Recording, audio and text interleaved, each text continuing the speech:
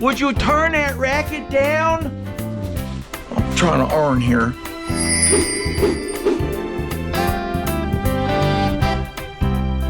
It was months and months and months in the creation of the look for Edna. Tony, the makeup effects guy, had to create an Edna that not only could walk around in the streets and really look like a woman, but he also had to create different suits that accommodated different physical needs for the character, because this character needed to dance a lot.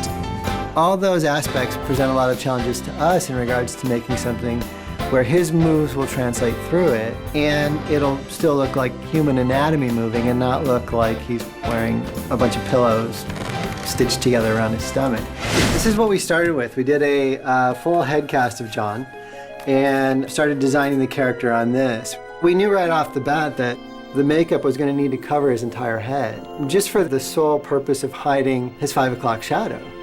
We sculpted 6 different looks of Edna. We took the original sculptures to Adam, lined them all up in a row and said, hey, what do you think of these? Like 8 different fatness possibilities of John's face. I can go, jowls are too big here, and maybe the chin's too small there, and I think the cheeks could be a little more apple-y, and I mean, it was like crazy. We got his feedback and then designed it and broke it down into a multi-piece makeup so that we could control how it went on, how the pieces overlapped, and how it would move.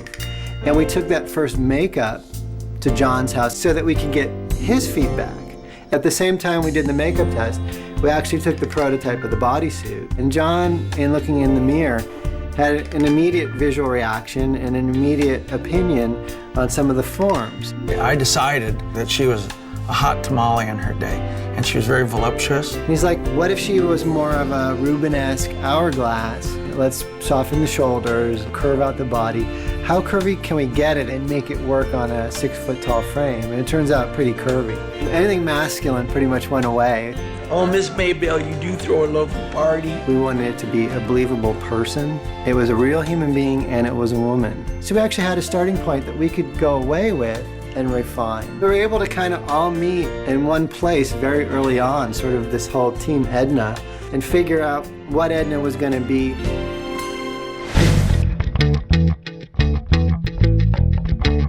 In order for us to create Edna, we separated all the pieces of the face into individual sections. We made molds of those, and this heavy silicone material, we injected this into the molds.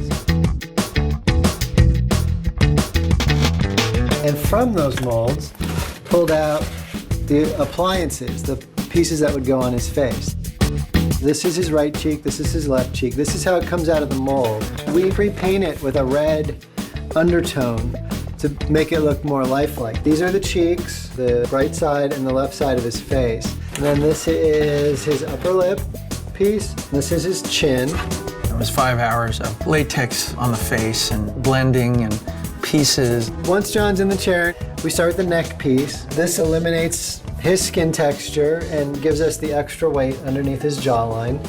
It also gives us a little more mass on the sides of his neck overall. And then from here, we start building up the face. We add the cheek pieces, which is really the entire side of the face. It goes from the cheekbone back to the ears, all the way up to the base of the nose. Once these pieces are glued on, then we would add the chin piece that blends off into that, the upper lip piece that blends off into that. We've encased him from the eyes down, and we've completely colored him from his hairline down.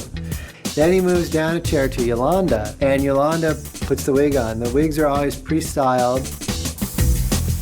Then he has the bodysuit, which breaks down into the legs, the hips, the torso, and the arms. He goes into a harness, sort of like a backpack kind of harness, that has connection points around the sides. Then we slide on the foam legs, hooks and snaps, connect to the waist belt that he has on. Once these are on, we have what's sort of known as the butt pad, and then these hip pads. Then the upper body goes on. These are his foam arms. These are really lightweight.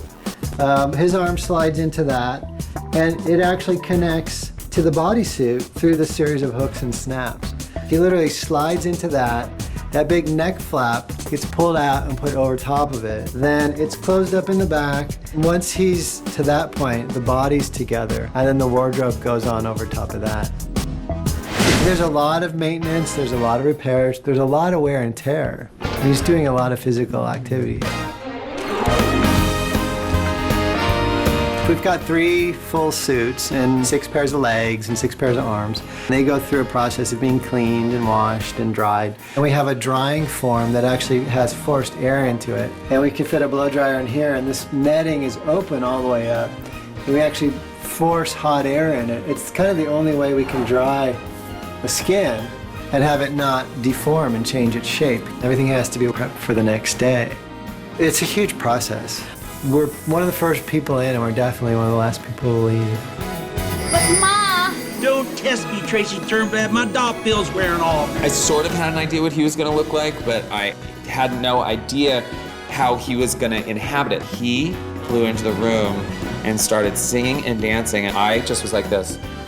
On film, at first you go, oh, that's John, you know. But then once you're into it, you just forget that it's me, and you just ride this trip with this very large woman.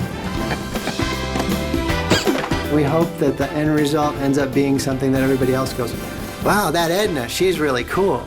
And they forget all the work that went into it.